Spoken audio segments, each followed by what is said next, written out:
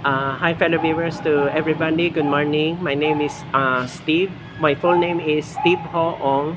For those who don't know me yet, I'm the former depositor of Bangko Pilipino in Dumaguete branch. Ito ay isa sa 62 branches na pinaklose ng Bangko Sentral at ang PDIC.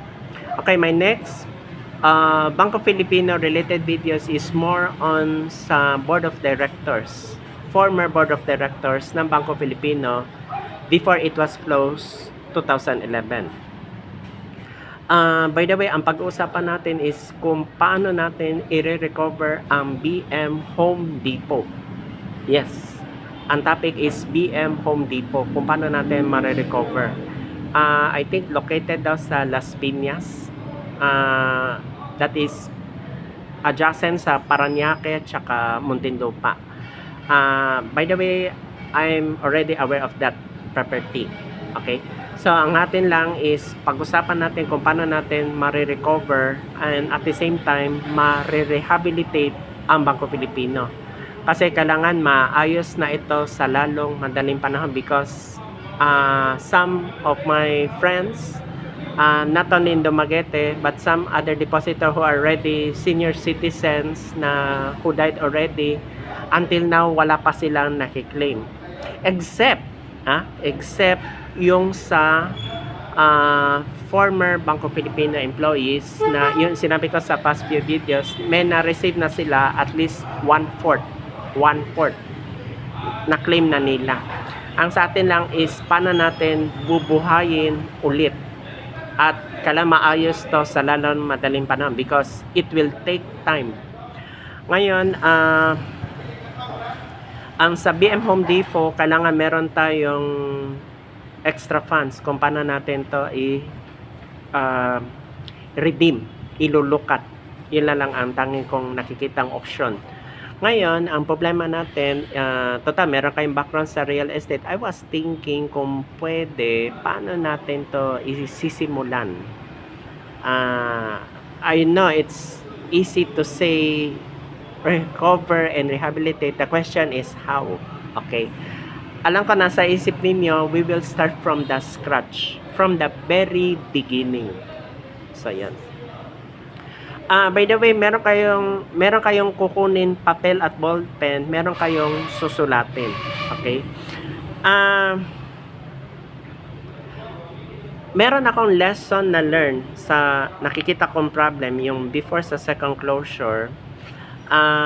Ang lesson na learn ko talaga is ito. Pinaka-importante.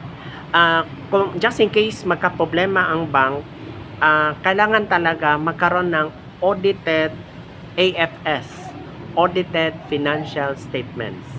Very important yan. Kasi ako nagtataka, kung naka-loan kayo na emergency loan, tsaka yung another kind of loan, kasi dahil nga, hindi nga nabayaran yung 18.8 billion damage suit. So, napagtataka, paano kayo naka-loan kung wala kayong audited financial statements? Wala kayong sinabmit. Because, ang alam ko, kung maglo-loan, meron kayong isasubmit. Of course, may collateral. Okay. So, yun talaga yung sinabi ko sa past few videos, huwag kayong mag-loan sa BSP kung wala kayong audited financial statements. Kasi doon nila i-base kung magkano yung assets, mababa ba ang liabilities, then magkano ang owner's equity, yung capital. So, yun. So, yun lang ang lesson learned. So, ang topic is yung BF Home Depot, kailangan ma-recover natin yan o rehabilitate. Total, may background naman kayo sa real estate, kailangan makuha natin to sa lalong madaling panahon. Then, meron pa akong isang sasabihin sa video, very important. Etong, what I call this, etong GS, government securities. Kung meron pa kayong natitirang government securities, i-submit na lang para at least kung meron pang babayaran yung emergency loan, yung 2002, yan ang findings nila.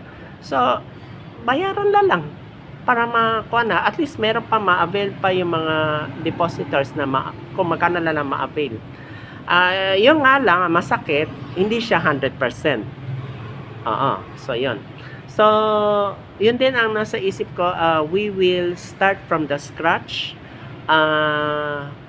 This is a painful procedure. So, that's it. BF Home Depot, we need to recover and at the same time rehabilitate. Then, in the end, we will develop it. Of course, it will be owned by Bangko Pilipino din. Yan ang point ko dito. Meron pa ako isa pang sasabihin, yung diversified conglomerate, maghanap na kayo. Kung para ang name ng Bangko Pilipino, stay as is. Diversified conglomerate means, yung name ng bank, yun pa rin, yung board of directors, mababago, magiging mentor kayo. Kayo mag-guard sa amin. Kasi, in the next few seconds, I will also mention, ito, ang Bangko Filipino Depositors Alliance, magmi-meeting na kami personally, baka may iba pupunta na sa Dumaguete, magkikita na kami para mapag-usapan paano magsisimula from the very beginning. I know this is a painful procedure, painful approach, kailangan ko na yan. Then, yung sa court hearing, kailangan clear the name, because kung hindi ma-clear name, so may technical problem. Ang sa akin lang is fix this issue, clean this mess up. I'm not sermoning nyo, ang akin lang kailangan ma-clear ang name, kasi hindi ko alam kung ano yung pinag-awayan ninyo. Alam ko na yung sa 18.8 billion damage suit, dahil nga hindi ma-release ang 25 billion financial loan package kasi nga humingi ng kapalit na withdraw the case. Alam ko na nasa isipin niya hindi kayo papayag. So yun. So yun lang, kailangan ma-rehabilitate at ma-recover yung property na BM Home Depot. Yun lang. Okay, so yun lang muna for the meantime. By the way, sa mga former Bangko Filipino depositors, you are welcome to post comments. And meron akong ginawang FB account sa video na ito. Ang pangalan is Steve Rooster Ong 2. May number 2. Then meron profile picture Bangko Filipino. Hindi ko lang ma-check kung anong branch siya. Doon kayo mag-PM sa akin. Kasi kung mag 5,000 yung isa ko ang kanyo may Saudi Gold logo. Ayan. So, Steve Ong 2. Kasi for sure marami mag-chat sa akin sa FB, sa Facebook account.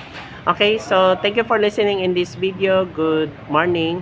And marami pang videos lalabas sa 2025. Thank you so much for listening in this video. Good morning. And thank you so much for listening. God bless.